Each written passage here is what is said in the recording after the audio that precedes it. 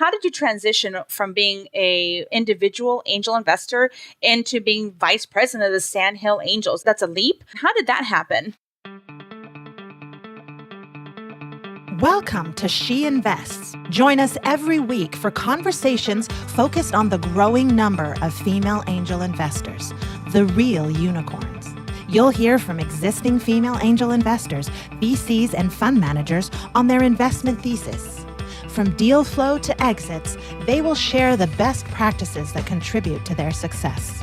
Female angel investors will be equipped with the tools and resources to confidently activate their capital in order to make an impact in their community and the global economy. With your host, active angel investor and founder of Hera Angels, Dr. Silvia Mead.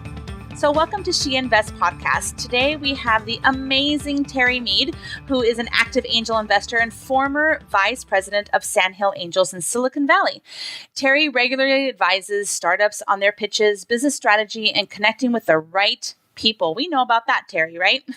Terri focuses on investing in companies that have products or services that improve people's lives. Terri is also president of Solutions2Projects LLC, a consulting company that provides IT strategy and IT compliance services in the life science space, in addition to expert witness consulting services. So welcome to the show.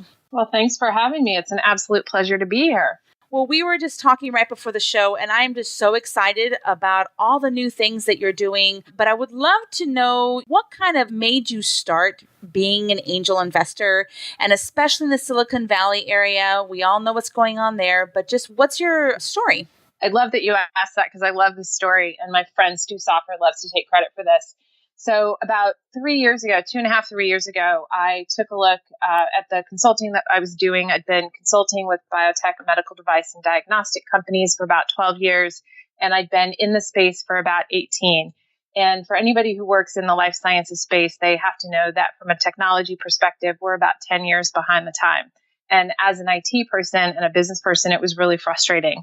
And it was like, what else can I do? Especially seeing what's going on in the Silicon Valley, having friends working for the likes of Google and Facebook and Apple, and seeing some of the bleeding edge technology that was happening. And I wasn't a part of it. And I didn't know the names and I didn't understand what was going on. So I was talking to Stu about this one day, and he said, why don't you go into angel investing? And I thought, okay. And so he introduced me to someone at Sandhill Angels. I went to a couple of meetings, found out that the minimum investment criteria, we had to invest a minimum of $25,000 a year. And then with dues and stuff, I thought, okay, well, let me do this for 2 years. It'll be $55,000 investment. I'll treat it like it's my PhD.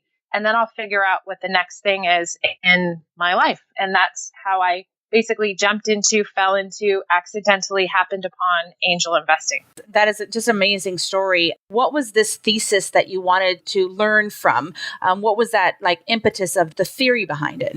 Well, because my MBA was New Venture Small Business Management, I'd always worked with smaller businesses. The biotech, medical device, and diagnostic companies that I worked with were 30 to 600 people. When I worked for my dad's accounting firm when I was younger, I was doing tax returns and financial statements at 16 and audits and reviews at 20, but refused to get my CPA. I was working with a lot of small businesses. So I came from an entrepreneurial background. I came from a small business background. What I really enjoyed about being in consulting was I got to learn things at one company and then apply it at another. So I liked the diversity of that.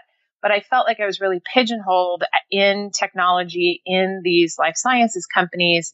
And I knew I had a lot more to offer. So I thought if I go and work with startups, then I'll be able to do what I love, which is to apply what I learned in one and apply it elsewhere. I'd be able to invest in companies and potentially find what the next thing was going to be. It wasn't necessarily going to be the CEO of a particular company, but I thought, I just looked at it as the path will present itself. So if I invest time and energy into this, treat it as an educational thing, eventually whatever my next thing is going to be would show itself. And it did. Wonderful. And how did you transition from being a individual angel investor into being vice president of the Sandhill Angels? That's a leap. How did that happen? So what's really interesting about that is when I started doing angel investing with Sandhill, I felt like I was at a bit of a disadvantage. When I was working through the membership process, I was told by the person at Sandhill, not sure the board's going to approve you. You don't fit the typical profile. And I thought, oh gosh, I wasn't a serial entrepreneur, even though I'd had a consulting company for over 10 years and I'd worked with a bunch of small companies. I'd been investing for over 20 years, but not into startups as an angel investor. I didn't come out of big tech. I came out of life sciences. So I didn't look and feel, plus I was a woman. I was thinking, what is a typical angel profile for Sandhill Angels? Well, it's shifted over time. It's become more diverse, but you still have a lot of the older white gentlemen out of tech, out of semiconductor. That's a large majority of the makeup of Sandhill Angels. And so I didn't look and sound or act or have the experience that some of those folks came in with. And so when I found out that the board had approved me, I'd assumed that they'd made an exception. The way that it was set up, I assumed that I was like, well, let's give it a try. We'll see if it works. And so when I jumped into it, I jumped in to the deep end. I got involved with everything. I participated in as much as I could. I went to as many demo days. I tried to learn as much as I could. I invested month 1. I invested month 2. I invested month 4. I invested month 5. I know you're supposed to wait, but I jumped in. I couldn't help it, actually. I love that. And as a result, I became very well known very, very quickly because I was very, very active. I was involved with Life Sciences Special Interest Group, the Enterprise Special Interest Group. I was participating in membership. And so all of these different things got me a great amount of visibility. So when one of our members resigned to become a CEO of one of our portfolio companies, a spot opened up. So I just put my hat in the ring, and I think I ended up being the only one running and became a member of the board last summer. And then when it came around for the new board slate, the term was going to be it was a year and a half. Then I just put my hat in the ring for vice president and got the vice president spot. That is amazing. I love that. So your recommendation to others, if they are female angel investors listening to the podcast, is dive right in. Absolutely. Dive right in, learn as much as you can. And I gave this advice recently. I think you know who Wenji is. And I think you interviewed Suzanne Andrews, who wrote the book, their book together. Yeah. The Impact with Wings. Absolutely. And so Wenji brought a group of women together for tea at the Rotunda in San Francisco. This is my kind of event. And as long as we have champagne, that's a great angel investor event as well. So we got together and there were a couple of new angel investors there and they were a little bit nervous and they asked for what the greatest piece of advice was. And I said, ask questions. I said, you are brand new in this. Nobody is expecting you to know anything. This is a perfect opportunity to demonstrate you know what you don't know and learn through others who do. So jump in, get involved, attend as much as you possibly can. It can be like drinking from a fire hose, but eventually all the pieces start to come together, and ask questions when you don't understand something. Yeah, and learn by doing, because the only way that we can learn really is by doing those investments and being actively involved like you were. That's exciting and awesome. Yeah. And the one thing is, I'm trying not to be too hard on myself when I look at some of the early deals that I brought in when I was, Sandhill has a certain process and format. And so I brought a couple of deals in, and I'm a little embarrassed now that I look back at a couple of them because they weren't necessarily good future venture deals. I thought they were really interesting. I was really excited about the founders, but I was thinking about them as if they were too small. So if I can give another piece of advice, it's be gentle and kind, knowing that you're learning, and don't look back. The more you put yourself out there, the more you get to learn from the opportunity and position it as a learning opportunity and not one to be embarrassed by. Yeah, we shouldn't be, because we have, as professional women, some kind of past experiences. And I find that sometimes I'm also in that same quandary. Should I recommend a startup or not? But it's kind of like how we present it. Say, this is what we think is a good representation of a high growth company, and putting it out there and making sure that we have that backing of saying, this is why we're doing it, and being vulnerable. A little bit of vulnerability is always good to turn that table. Yeah, well, looking back to it, I remember I was thinking that I was coming from a place of a deficiency. And what was really interesting is we have something called RAW, where once a month we have 8 to 10 companies come in. They're early, and they're maybe proving their business strategy, maybe proving out their pitch or whatever. And they pitch for 5 minutes with no deck, and then 5 minutes of Q&A, and then we give them 5 minutes of feedback. And the first one that I went to in September 2 years ago, my 2-year PhD program is over. So it was 2 years ago, and I went and I asked questions and I gave some feedback. And I just decided, this was so much fun. This is part of consulting. I'm good at consulting. This is not a problem. Afterwards, every single one of those founders came up to me and said almost the same thing. Thank you for saying what you did. Thank you for asking those questions. Thank you for giving us this feedback. You are giving us a perspective no one else is giving you. After a couple months, I started to hear that over and over again. And I thought, okay, being different isn't bad in this particular situation where I felt terrible when I was going through the recruiting process that I didn't fit in. And then I realized because I have a different perspective, I have a different experience set, the way I look at things is a little bit different. That diversity of thought is really very helpful to the founders and also to the other investors in the room. That is brilliant. Basically, that's seen by a lot of the female angel investors that I've talked to as well when they're part of a bigger group. Sometimes it's a tech group, sometimes it's, Sandhill Angels, down here it's Tech Coast Angels. And we bring that kind of feedback and that diversity of thought that is so needed in our local ecosystems. We are all trying to grow ecosystems, correct? Absolutely. Yeah, and I think that that's great. You really brought value to that Silicon Valley ecosystem. Kind of going into that ecosystem, how have you felt that you could bring even more value to the Silicon Valley ecosystem? What's been kind of a challenge and what has been that value that you see that you've brought to that? Let's talk to the value. So over the course of time, rather than wondering what I was missing, I've since learned that I do see some things that other people don't see. And not everybody necessarily gets to places as quickly as I do. The big place where I see opportunities is investing in more female founders.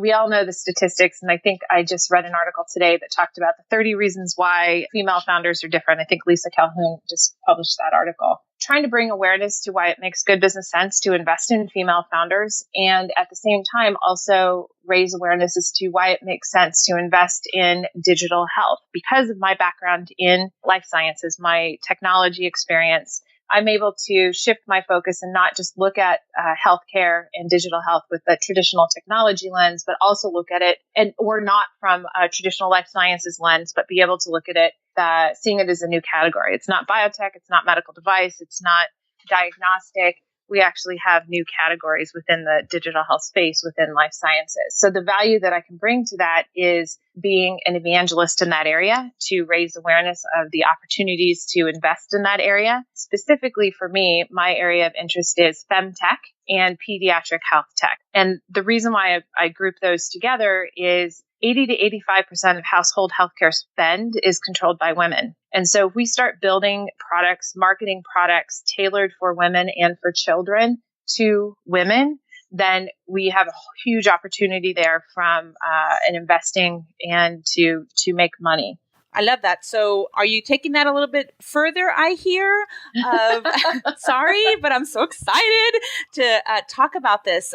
What do you see in the future? What's in the pipeline? Tell us.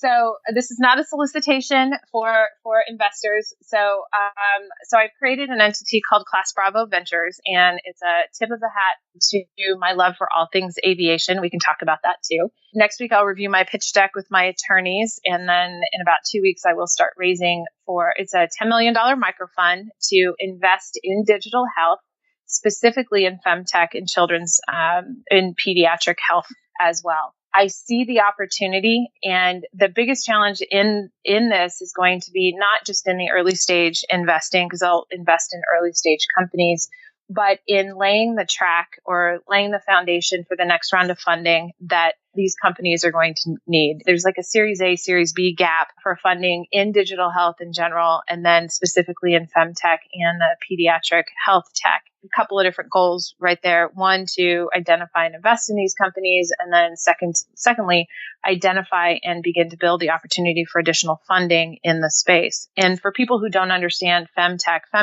is not just period care, pregnancy related stuff. It's everything. I joke and I say it's diaper to diaper for women, but I think it's supposed to. Well, some people are like, oh my God, that's just gross. But it's cradle to grave type thing. It is periods, it is birth control, it is fertility, it's pelvic floor, it's mental health for women, general health for women, and then also sexual wellness.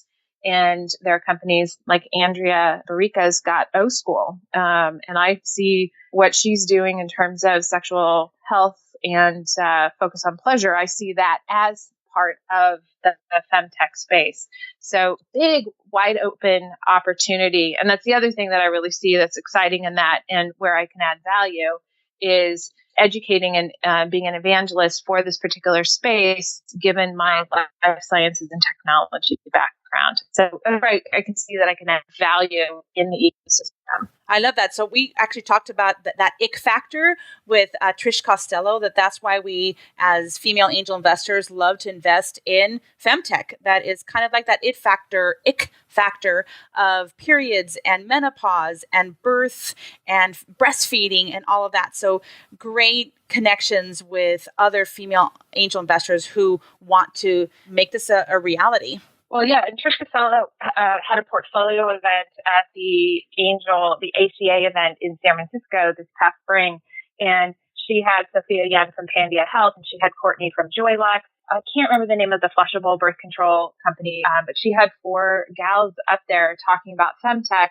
and then also talking about the funding gap for digital health that they encounter. It's triply hard if you're a woman and you're focusing on women's health in the digital health space. I mean, you've just got 3 whammies against you, and that it's neither straight technology and it's not straight life sciences. And so I'm trying to talk to as many investors as I can about the opportunity in this, the greenfield blue ocean opportunity in this particular space from an investing perspective to help them get past the ick factor. So if they see dollar signs, maybe they can get past the ick. And then also that factor of the social impact. A lot of these types of companies might even be thought of as, oh, it's a social thing. I know one of the ladies who just pitched out a fast pitch, Silvia Norman, she's CEO of Sandhill Crane Diagnostics. She has a microfluidic diagnostic testing technology that's going to go into rural neighborhoods for women. So it's like everybody's asking her, well, are you a not-for-profit? She goes, no, we are a social impact startup. Let's talk about this. So have you seen that people also think about social impact as this femtech industry? I don't think I've seen the social impact. If we talk about women investors, I know that women like to invest in things with a positive impact, but I don't think I've seen it. I wonder if that ties into a population health related thing that a lot of people see as social impact investing and don't necessarily understand that it can generate, you can still make money from it. But what you do is you just define maybe your return projections or return requirements a little bit differently because the benefits associated with it are not just financial, but that doesn't mean that it is a philanthropic endeavor. There was a gal, Jason Calacanis did an angel investor summit over the summer in Napa. And unfortunately, her name is completely escaping my mind. But there was a gal who generally invests in social impact. And she put up a scale from philanthropy to, brutal cash return type thing. And it's a scale when you're doing impact investing. So, and she asked people at the beginning, is anybody doing impact investing in here? And a couple of people raised their hands. And she said, I would argue all of you are. Some of it's positive impact, some of it's negative impact. But we tend to put those two together, or we ignore that we are doing impact, but there is an opportunity to do positive impact. And a lot of women want to invest in things that not only will give them returns, but also do have a positive impact. And that's what your fund will be, aimed to do in the femtech space. Well, no, actually, I'm not looking at it as an impact fund at all. I see it as an untapped market opportunity. And I see that there are some investors who are not catching up with that very fast. And I don't mind being at the front end. The digital health sector has only been around for 5 years. And only in the last year have people started waking up to the concept of femtech.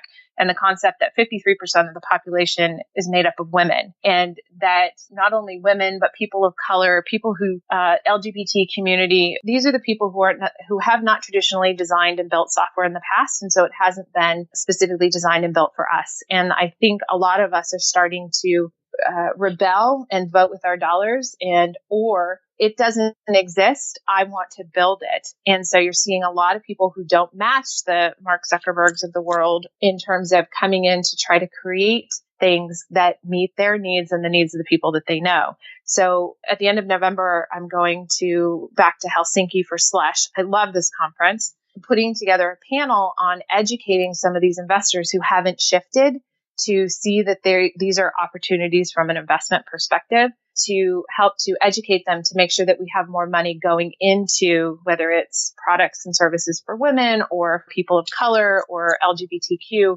but your traditional non-white male software developer types. So I love that whole value chain of that we need to invest in diverse founders so that we can have more examples of great diverse founders so that they can kind of plant the next future. So you're kind of on that cusp of really wanting to invest in them, invest in these technologies. I do. And so I see a huge opportunity. In the end, when I started doing angel investing after the fourth or fifth investment that I made, I looked back to see what my thesis was. And my thesis was I like to invest in companies that have products or services that improve people's lives. And it was just something that I gravitated towards. The other thing about what I ended up investing in is I planned on investing $50,000 over the course of 2 years. I ended up doing $110,000. So it was a little bit over budget on that, but I couldn't help it. And I invested in 7 different companies, doubled down on 3, and I tripled down on 1. Of the 7 companies, what's really interesting, 6 of them have female founder, co-founder, or CEO. I was a little bit embarrassed at the same conference over the summer. Somebody asked, and it might have been Monique Woodard of 500 Startups, asked how many of you invested in more than one female founder? And I was like, oh, I don't know. And I didn't raise my hand. And I thought, oh my gosh, this is embarrassing. Everybody in this room knows what a huge advocate I am for women in general, but definitely for female founders and female investors. And then I quickly made the list. I'm like, oh my gosh, 6 of the 7 happen to have female leadership. And it was one of those that I didn't intend to do that, but I ended up doing it because the products and services that they were building and selling resonated with me because they provided value beyond just a thing. I don't invest in ad tech.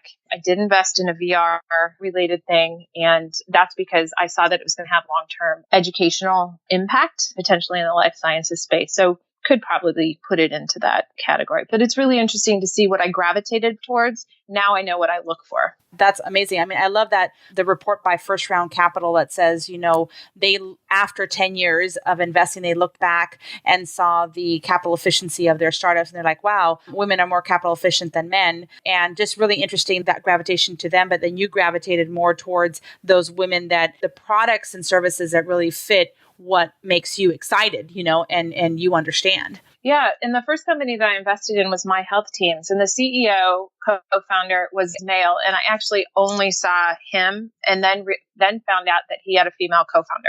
And then the second one I invested in was Sandstone Diagnostics. And that's a home sperm count test for men. It was initially a male founder, CEO. And then later they did a CEO hunt, and Karen Drexler is now the CEO of that. So while at the time, those companies I hadn't met the female leadership, the cultures of the companies, I think, were very supportive from a female perspective. So I'm making that tie into my story.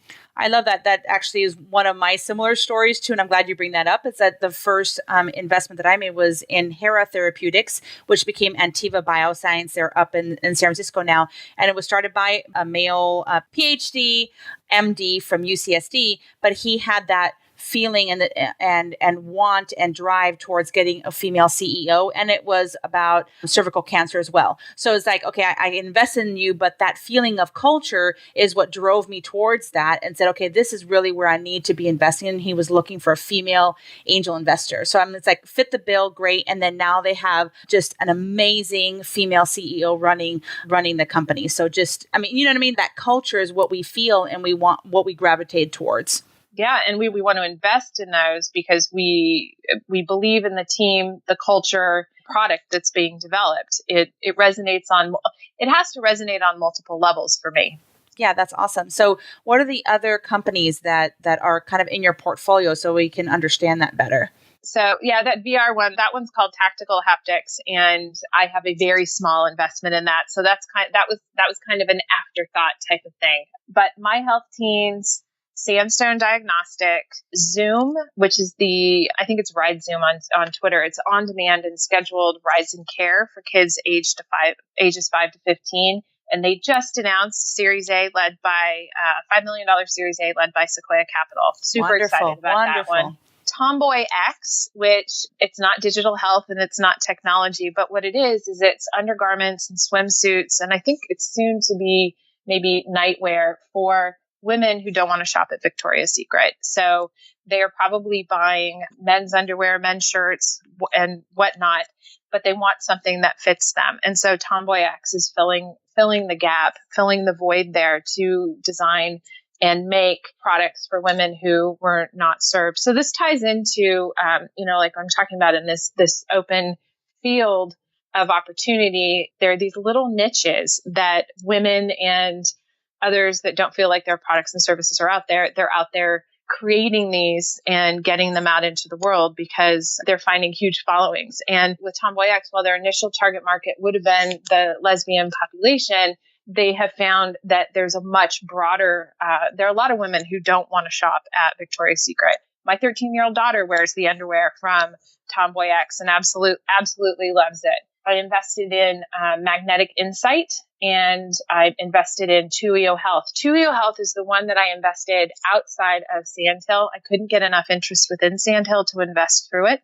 And Tuio Health is a digital health company, female co-founder. She has 2 female partners. Bronwyn Harris is the CEO. She's a pediatric cardiologist out of Stanford, came up with this out of the biodesign program at Stanford.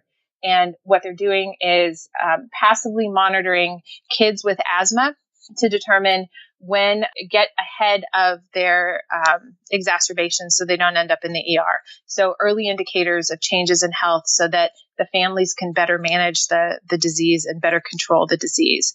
So I love what that is doing with that. Amazing, because all my kids have asthma and I have one special needs child. So he's always going straight into pneumonia from, having some kind of exacerbation. So that is amazing. That is such a great company.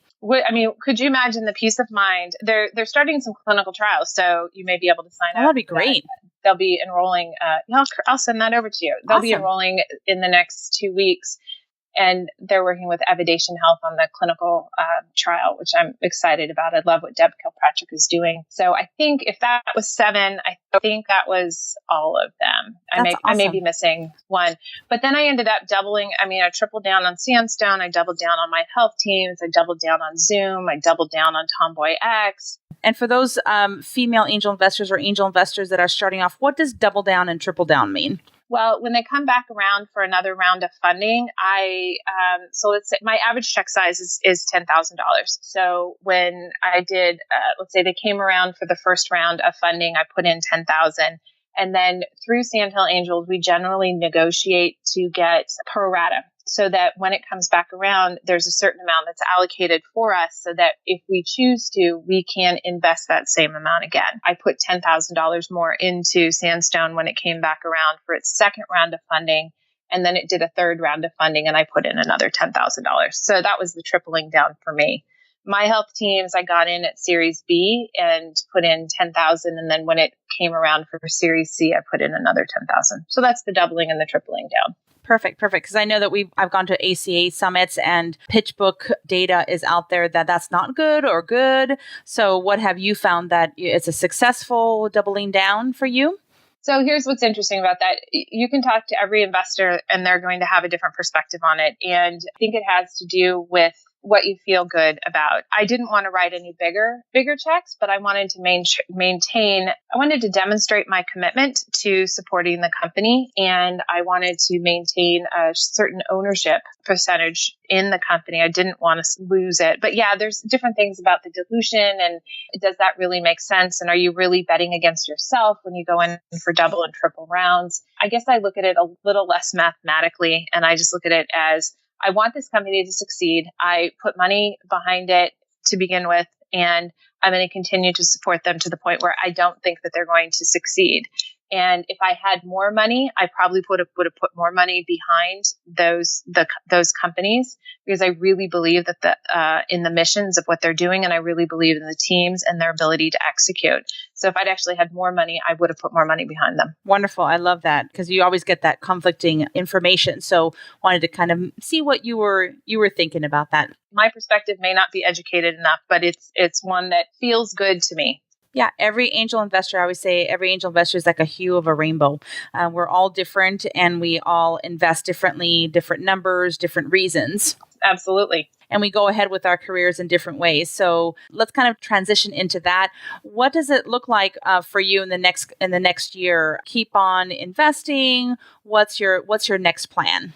Well, I'm hoping to raise the $10 million fund by the end of the year so that I can start investing those funds in Q1 into the digital health companies that I'm building relationships with now, or I have been building relationships with. The good news, one of the big factors as to why an LP, a limited partner, will invest in the fund will be, proprietary deal sourcing. And because I think I've been developing my network over the last 2 years, and I'm establishing myself as the go-to person, not only for female founders, because I don't only invest in female founders, as somebody who understands the digital health space and who's aware of what's going on in femtech and in the pediatric health tech area. So continuing to build that, and then continuing to pave the way for the next round of funding for these early stage femtech and pediatric health companies. In about 3 weeks, I'll be releasing a podcast. And one of the things that I realized last year, I started writing a book. I will get back to it. My neighbor suggested that I write about how I've maintained my sense of self as I've gone through all the different iterations in my life, college and getting married and having kids and being a business owner, employee, whatever. I've always maintained a very strong sense of self. Even if I have to do just a little bit every week, it's been very important for me to feed my soul. And I know that a lot of women put other people first. They're socially pressured to not take time for themselves, or if they do, they're made to feel guilty. And so a lot of women reach a certain point in their life and don't know who they are anymore. So I'm a strong believer in owning your life, and that's maintain yourself and also not being a victim. And so the podcast is interviewing men and women. I have a really broad range of men and women that I've interviewed. I'm super excited about this. And they are just going to talk about the things they've overcome in getting to where they are and how they chose not to be victims in their own lives. So that'll be out. It'll be called Piloting Your Life, because I'm a helicopter pilot, and it's all about aviation for me sometimes. So everything's around the aviation piece. So that's in the next year. I'm running another half marathon in November, so I'm training for that. And I'm working on a tech solution to reduce friction associated with getting women access to resources or connecting them to things, whether it's panels and speaking engagements, C-suite, board level, investors, accelerators, incubators. There's so many different groups out there, but I don't think we're working in collaboration or concert. We need to make it easier for people to know who to pull into the funnel for board levels, C levels. So while there are a bunch of great organizations out there, I think we need to make it easier for the people looking for those people to get access to them. So I'm putting together a proposal with about a dozen other people, hoping to get that over to Richard Branson and Virgin Unite. If not, I will get it over to Reid Hoffman. So hopefully that'll start moving along as well.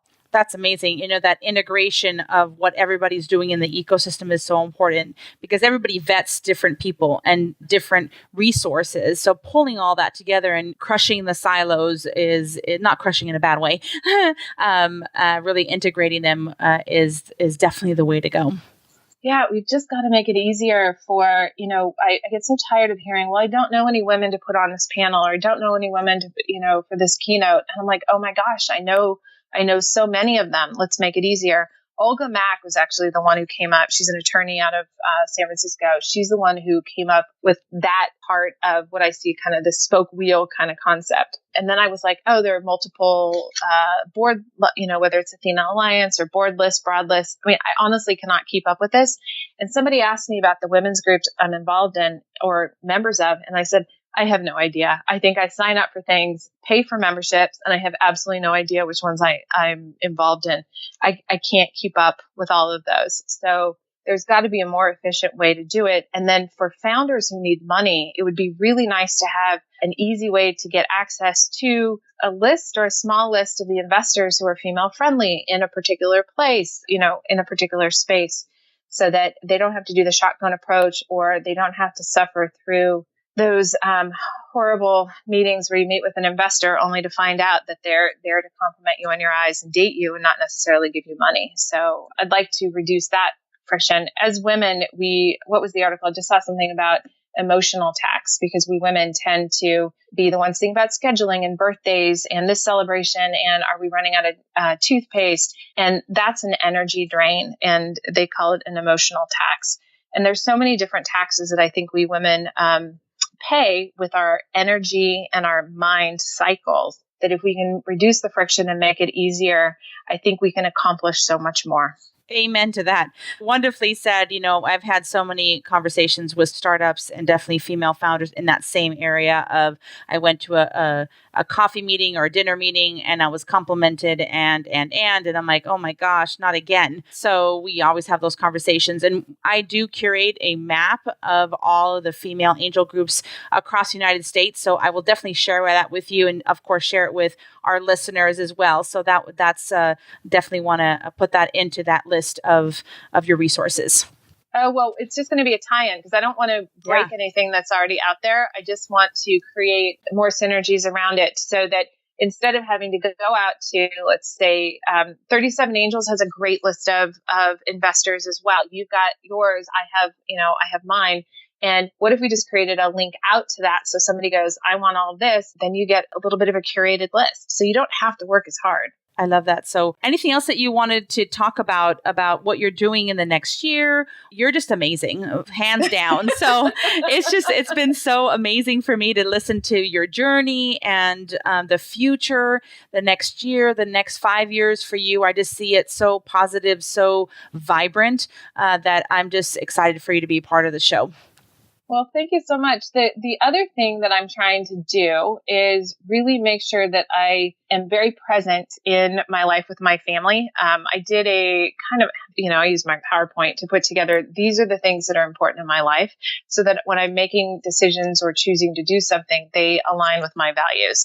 And my 3 values are self-respect, belonging, and freedom. And a lot ties into that. My son will be going off to college in 2 years. And so being present in the family, spending as much time with him, and then my 13-year-old daughter, and then my husband of 21 years, trying to balance does not exist, but over the course of a week, making sure that there's enough time spent on those to maintain all of those relationships, so that I feel like I've done a good job as a wife, a mom, a business owner, a supporter of women. But then I've also stayed true to myself and maintained my own sense of self.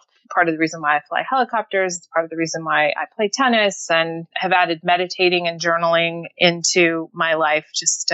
That's the other thing I'm working on, is getting more in touch with my feminine, intuitive side and allowing for more vulnerability. So of everything that I'm working on, that might be the biggest problem, or not the biggest problem, the biggest challenge. But, journaling definitely does help. Journaling, I know for me helps, and meditation, of course, and prayer is so important to get that inner sense of being, an inner sense of also thinking about others and thinking about that larger reason for living. Yeah, but not putting everybody else first, maintaining, it's, as my friend Jacqueline says, putting on your own oxygen mask first. You don't do that in order to just save other people. You do it to save you. Exactly. And I love that you said it's not work-life balance. I say it's always work-life integration. Integrated, I talk to my kids about what I'm doing, why I'm doing it, what are my values, integrity, number one, respect, definitely 1A. They understand it, and they understand when I'm not there, and when I'm there, I'm definitely present. So love all of that. I just sent off my son to college. So congratulations. Yeah. So it's really neat. And we do need to be mindfully in our lives, and we can be better professionals, better angels, better mothers, better wives because of that. Just enjoy life more, because there's always opportunities for improvement. We're always going to find fault in whatever we're doing, but we can just generally just enjoy life more. So Terri, what are you looking forward to at the Hera Venture Summit as a panelist? I'm looking forward to, and by the way, I'm absolutely thrilled to have been asked to be a part of it. I'm really excited. I haven't done much down in San Diego with the ecosystem down there. So I'm really looking forward to connecting with the other women who are participating, investors, founders, so that I can continue to expand my network and then be an extension of the San Diego ecosystem up in Silicon Valley, so that I can be a resource to the women down there, so that we can have a positive impact on investing and impacting the world, from impacting the gender parity problem and increasing gender equality. I love that. So in the final couple minutes, I wanted to end with my rapid fire final 4 questions. The first one is, what's your favorite angel investing resource? I was thinking about that, and I don't have a single one. I recently read Jason Calacanis's book, Angel, and if you're new to angel investing or you're looking for tools to augment your angel investing, because I've added a few to there, super easy read and chock full of good suggestions. I don't agree with everything, but there's some really good stuff that's in there. So I'll say right now, just on the mechanics of angel investing, that's really good. Otherwise, I read probably 20 to 30 different newsletters on the specific subjects related to healthcare, digital health, investing, et cetera. But, I think that's a great book. Wonderful. Thank you. And who has been a major influence in your life? That's a really interesting question, too, because I really feel that throughout my life and my career, I have had really a gap in that area. I've never really had a good mentor. I've never had people who've been huge supporters. I think a lot of people see me as a strong, resourceful person who has no fear, who gets his stuff done. And I think a lot of people don't think I actually need help, which is I'm trying to build a tribe to build that support and help. I've had a lot of people throw obstacles in the way more than they've actually helped me. But there is one person who in the last couple of years has been really helpful in suggesting things to me. And it's this guy, Stu Soffer. He's based in Menlo Park. And he and I went through helicopter pilot training at the same place at the same time, but with different instructors. He's the one who suggested that I get into angel investing. And 3 years ago, he suggested that I do expert witness work. And I blew him off. And then this past year decided to look into that. So I've started doing some expert witness work in the IT space. So I'm going to have to do probably the biggest person who's influenced some of my more recent changes in direction will be Stu. That's awesome. I love that. And what does abundance mindset mean to you? I'm such a believer in this because I'm such an opportunist. And so I believe in being positively opportunistic is having an abundance mindset. It means that there's plenty to go around, and it means that life is not pie. So I don't believe in mine. I believe in, if the table's not big enough, make it a little bit bigger. There's plenty out there. So you don't have to go mine. So it's being positively opportunistic and knowing that there's plenty to go around. That's amazing. I think that's why, we've connected the two of us, and growing that table is part of what we want trying to do with the Hera Venture Summit. So I really wanted to thank you for being a panelist. I'm so excited about that and the next year, what that looks like for you. Yeah, no, I'm excited to come down to San Diego and expand my ecosystem. I now have a random network in St. Louis, and I've developed some over in Europe and other parts of the country. But because of you, I'm going to be able to expand down in San Diego so we can do mind sharing, deal sharing, and continue to move forward in supporting women in investing and female founders. Wonderful. Thank you so much for being part of the podcast. It has been a true pleasure to have you. Oh, well, thank you so much for the opportunity. As Suzanne Andrews says, when you get asked, just say yes. Exactly. And dive in. That's what I've learned from you. Absolutely. Dive in. Yes. If you get anything else, yes, awesome. Just say yes. Yes. Thank you so much. Thank you. Thank you for listening to and subscribing to the She Invest podcast. Go on over to sheinvest.com for the full show notes for this episode, as well as any resources, websites, and opportunities mentioned during the show. Sign up for the sheinvest.com newsletter to learn about events like our annual Hera Venture Summit during the month of September and our She Invests monthly investor circles. Thank you for your time, talent, and treasure.